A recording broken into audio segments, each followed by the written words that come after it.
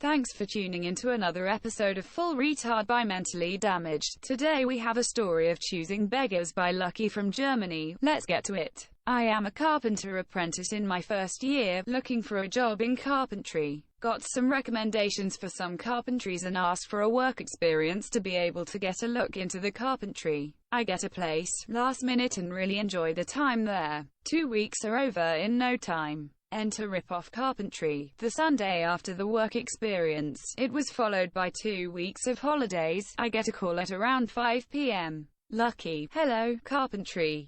Have gotten your application and wanted to ask if you could come over in the next few days so we can get to know each other. Lucky. I can only be there for the next week, as we will be gone for the second week of the holidays. Carpentry. Can you work the next week? Lucky. Let me think about it. I will call back. The next 2 hours are spent thinking about this. I already had a job offer from the nice carpentry, but it could not hurt to get to know another company. But if it's in the holidays, I would at least get some money for my time. So, I accepted. Carpentry. Nice. Work starts at 7 a.m. CYA tomorrow. So, I get there in time. After waiting outside in work clothes in approximately 2°C weather, expecting to work mostly inside, we can get inside. It's a mess of a carpentry. Old machines, few safety precautions. Okay, it works. I get assigned to a carpenter and we are going to install some doors. Nothing too bad. On the drive to our destination we make a small detour to a sort of hardware store. There we pick up doors and frames rat pre-made. A carpentry that installs stuff out of an IKEA-like kit. Very professional. After that, we have a approximately 15-minute drive and my colleague decides to have a smoke in the car with me, non-smoker, in the car. Thanks a lot. Rest of the day goes nice, besides another smoky tour on our way back. Next few days, shortened.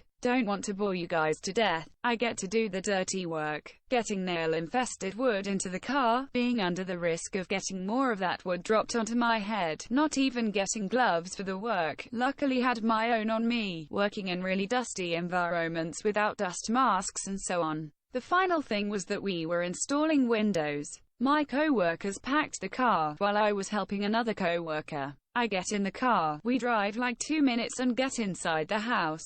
My genius co-workers decided that we only need 2 old bed sheets for the demolition work. The entire room was full of dust and debris. The laminate flooring was scratched as hell. We did not even have a vacuum with us. Nobody decided to go back to the carpentry and pick up anything. It was just around the block. WR almost had no tools, an impact gun with drill attachment and a few screwdrivers, a hammer and a crowbar. The car was a mess and I had to get all of their junk out of the house.